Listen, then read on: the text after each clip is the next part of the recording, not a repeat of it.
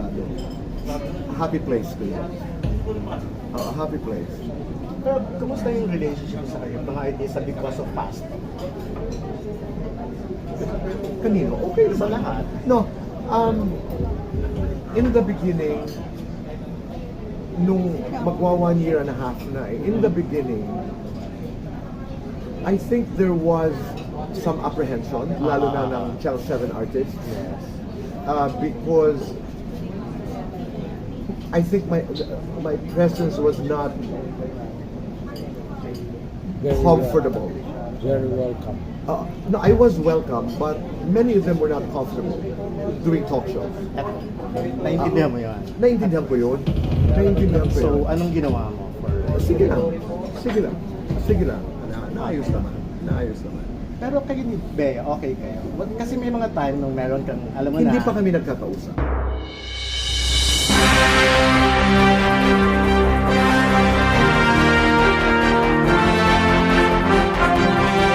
May sinabi ka, Hindi pa kami nagkakausap. the breakup, ito daw ang parang sa'yo nang galing. May mga nagko-confirm daw na. I'll be very honest. Hindi pa kami nagkakausap. This is not the right time to talk about it. Okay. Kasi Oo para nga eh. ayoko naman makisawsaw. Hindi ako kasali dito sa kwentong ito. I didn't do wrong to anyone. But that's for another time. That's for another time. I'm hoping na isang araw ay mabigyan kami lahat ng pagkakataon makapagpaliwanag sa isa't isa. Hindi ko alam kung nasaktan, but I minded. But I minded. And I'd like to be able to explain that position isang araw. Ngayon lang is the wrong time. There's a right time to speak and there's a right time to keep quiet. Tinatanong lang ninyo ako kaya ako sumasagot. But may panahon. May panahon. But yes, I minded. Ayoko kasi pahabain yung kwento kasi I'm sure Bea has a side to her story. I'm sure she has a reason why she said that there were others who confirmed without our consent. I'm sure may pinanggagalingan siya. Okay. Meron din akong pinanggagalingan what I did. This is how far I'll go.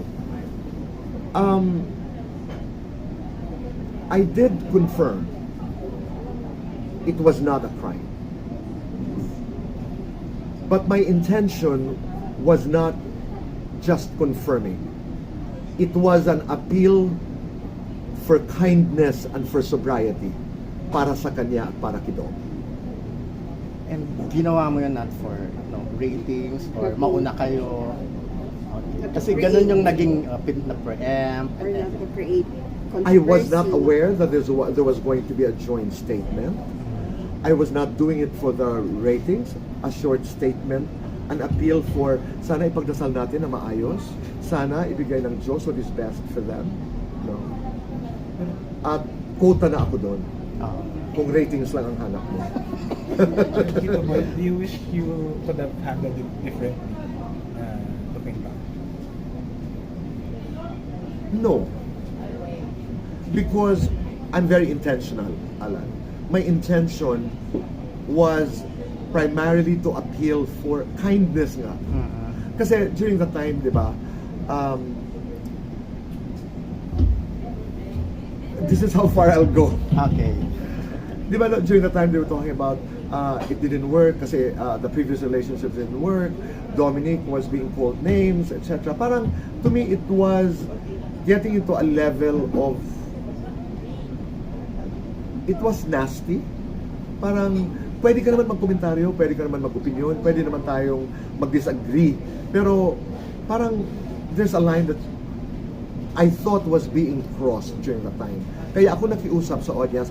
May nakiusap pa sa akin, si Bea o kaya si Dominic na mag-appeal for... Hindi, ako lang yun. Ako lang yun.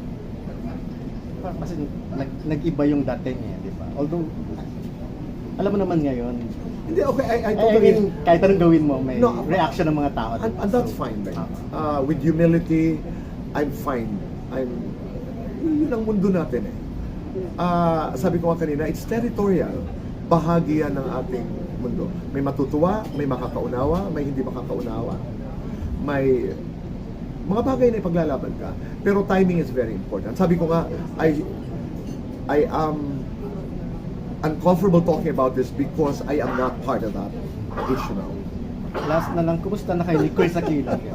Okay naman. Kasi the last, Kumusta na si Chris Aquino? the last Hindi time na kami nakita ng mga tao nagkaka- si Chris sa fast food. Hindi kami nagkakausap. I'm very careful because remember, ang huli namin pag-uusap, she was going to go through a 6 month parang isolation. So nangangapa ako, but I should be sending messages. Nagti-text ako kay Bim, nagti-text ako kay Alvin once in a while, nangungumusta. But I really every night I pray for her. I pray for her health. I pray for Chris. Pero kumusta na si Joshua, Kuya Boy? Hindi ko siya. Hindi ko alam.